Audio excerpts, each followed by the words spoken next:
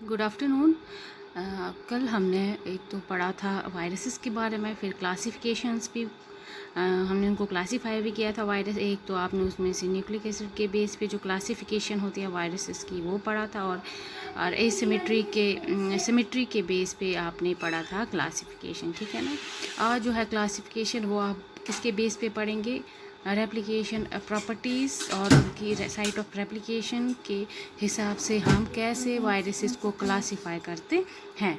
Viruses क्या करते हैं, जैसे ही होस्ट के सेल के अंदर जाते हैं वहाँ जाके ये रेप्लिकेट करते हैं और क्या बनाते हैं, असेंबली बनाते हैं। कहाँ पे? सेल ऑर्गेनेलीज के अंदर। रेप्लिकेशन एक तो साइटोप्लाज्म में हो सकती है होस्ट सेल्स के, जैसे सारे आरएनए वायरसेस जो होते हैं वो क्या करते हैं, वो साइटोप्लाज्म में जाके रेप्लिकेट करते हैं, लेकिन इन्फ्लुएंजा वायरस को छोड़कर। ऐसे ही रेप्लिकेशन जो होती है ये न्यूक्लियस के अंदर भी होती है और साइटोप्लाज्म के होस्ट के साइटोप्लाज्म के अंदर भी होती है। जैसे इन्फ्लुएंजा वायरस जो है वो न्यूक्लियस के अंदर भी रेप्लिकेट करता और साइटोप्लाज्म के अंदर भी करता है। ऐसे ही रेप्लिकेशन जो होती है वो न्यूक्लियस के अंदर भी होती है, किसके? होस्ट सेल के अंदर, ठीक है। Replication within the nucleus of the host cell, जैसे सारे डीएनए वायरसेस हैं, एक सिर्फ पॉक्स वायरसेस को छोड़ के। ऐसे ही रेप्लिकेशन जो होती है वायरस की वो डबल स्ट्रैंडेड डीएनए की वजह से भी होती है। जैसे सारे डीएनए वायरसेस आज में आते हैं,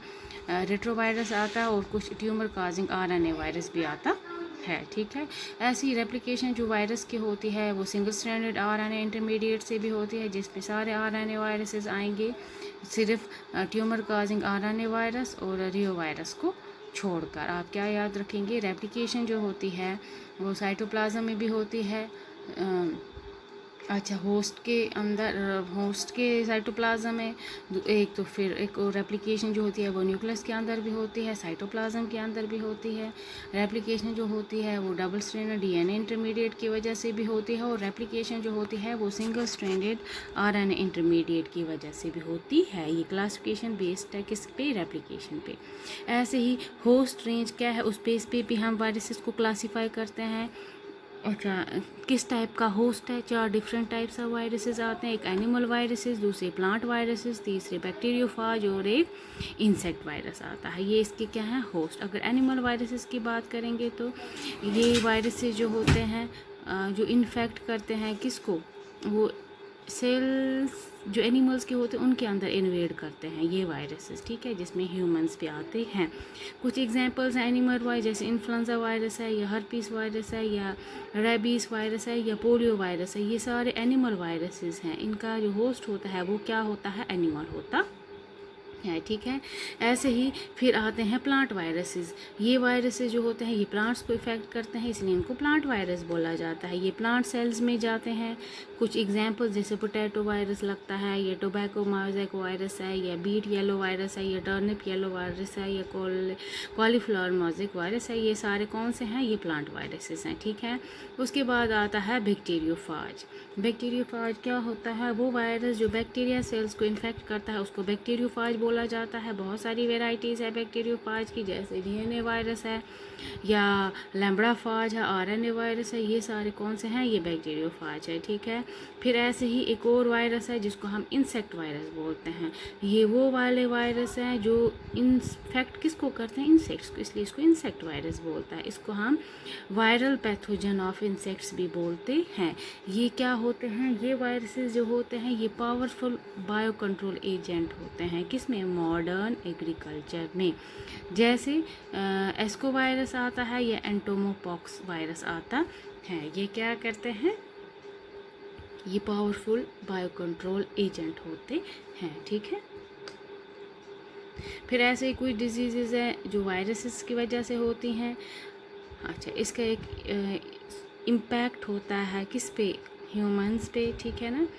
जैसे कुछ एड्स हैं, ये भी वायरस है। एड्स का फुल फॉर्म क्या है? Acquired immuno deficiency syndrome. ऐसे एबोला वायरस है, इन्फ्लुएंजा वायरस है, या चिकनगुनिया है, या आजकल जो है कोविड-19 जो है, इसमें क्या होता है? रेस्पिरेटरी डिसऑर्डर और हाई फीवर होता है। ये क्या है? ये सारे, ये जो आजकल कोरोना वायरस है ये भी कौन से? ये भी क्या है? वायरस ही है, ठीक है ना। और ऐसे ही इन्फ्लुएंजा वायरस, एड्स हैं, ये सारे किससे होते हैं, वायरस से होते हैं, ठीक है।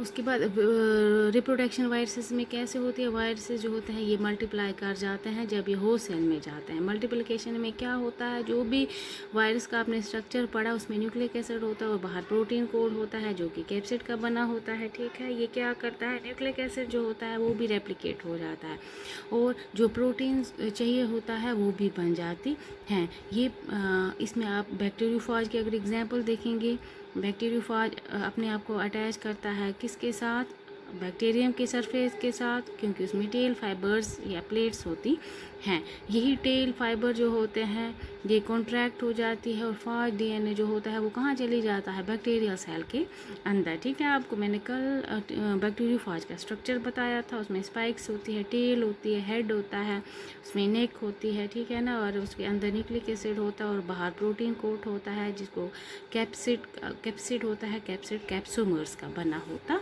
है, ठीक है। बैक्टीरियोफाज जो है ये अपना डीएनए किसको देता है, बैक्टीरिया सेल को देता है। जब भी फाज का डीएनए जो होता है ये कहाँ चला जाता है, बैक्टीरिया जो उसका होस्ट है उसमें चला जाता है और वहाँ पे ये इनएक्टिवेट कर देता है किसके डीएनए को, बैक्टीरिया के डीएनए को।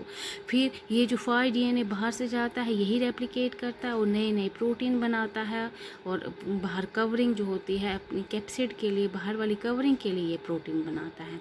फिर यही प्रोटीन कोड जो होते हैं ये फाज डीएनए के आसपास असेंबल हो जाते हैं।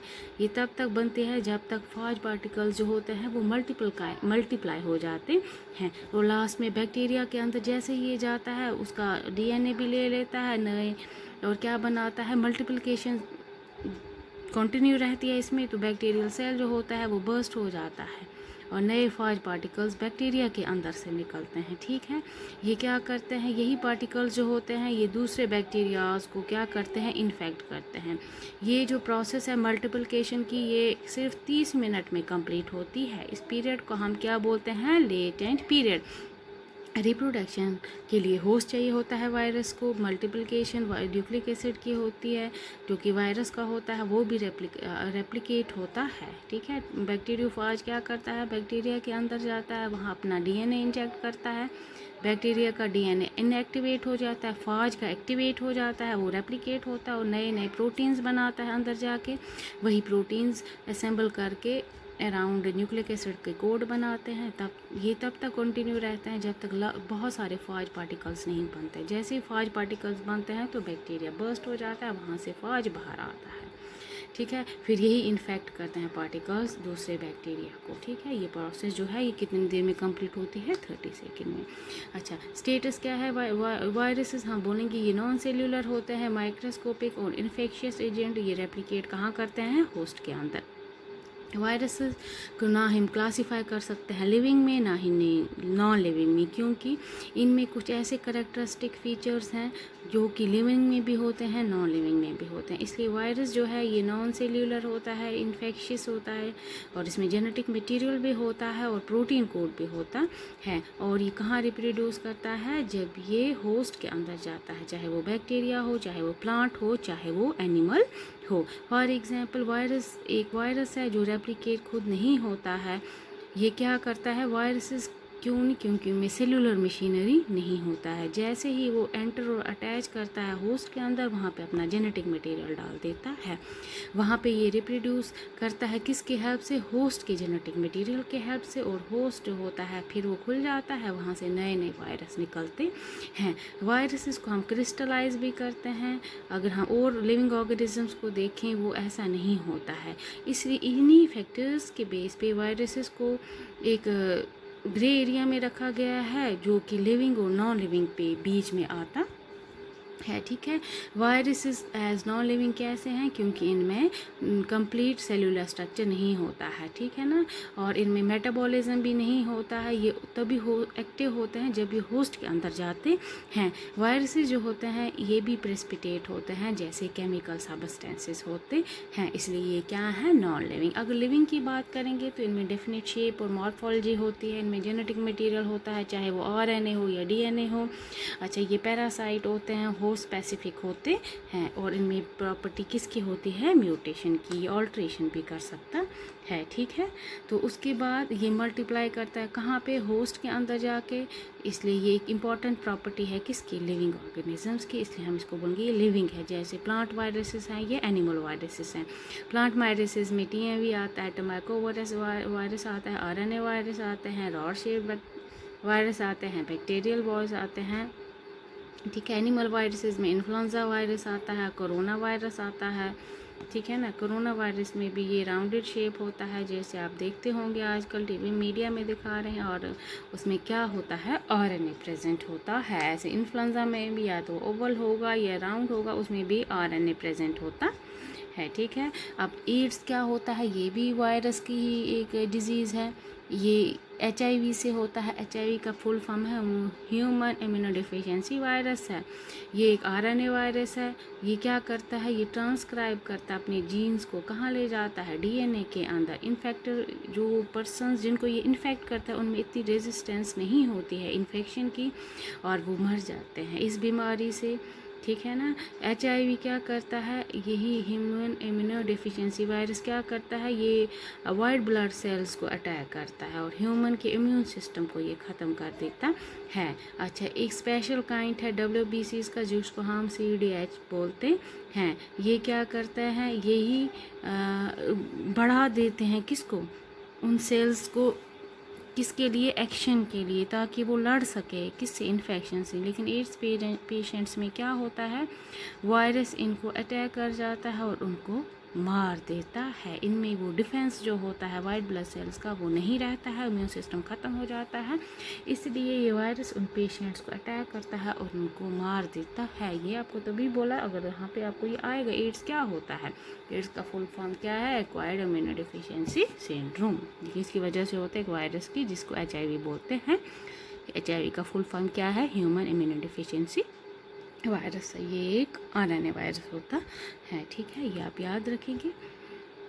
आप इस classification on the basis of symmetry है, on the basis of nucleic acid है, ऑन द बेसिस ऑफ ये साइट ऑफ रेप्लिकेशन है, होस्ट कैसा है, ठीक है ना। उसमें plant, animal, bacteriophage animal cells आते हैं, और कौन सी डिजीज़ इन वायरस की वजह से होती है, वायरसेस में कैसे मल्टीप्लिकेशन होती है, ये रिप्रोडक्शन हम बोल सकते हैं, ठीक है। वायरसेस को रखा जाता है ग्रे एरिया में, जो लिविंग और नॉन लिविंग के बीच में होते हैं, ठीक है। लिविंग में क्या क्या आते हैं, प्लांट और एनिमल वायरसेस आते हैं। और फाइनली आप एड्स के बारे में याद रखेंगे। Thank you.